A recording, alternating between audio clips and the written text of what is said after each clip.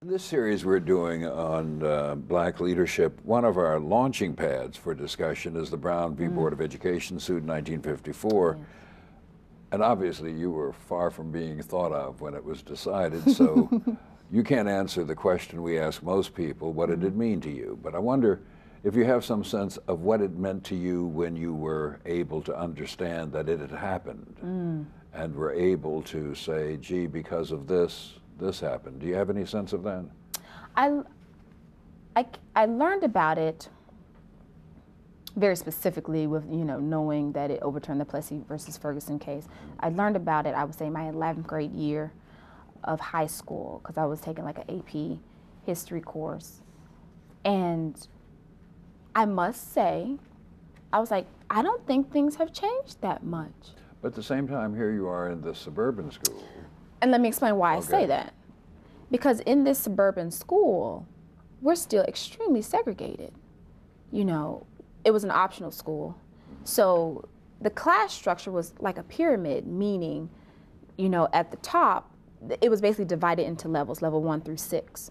At the bottom level, you had mostly, predominantly black students who have been bused from other neighborhoods that were like, called it New Chicago Park and Douglas, and these neighborhoods were,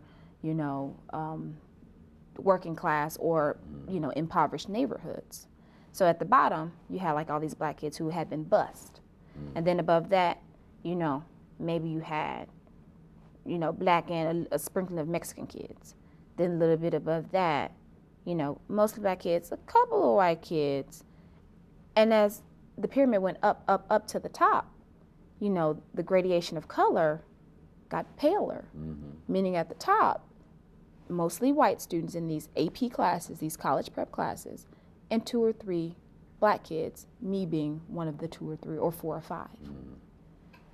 So it's almost like, yes, Brown versus Board of Education, created opportunities for people, and, separate but equal, doesn't truly exist. You have to integrate these schools. But it's so funny that within the school system, it was still segregated in a way, internally.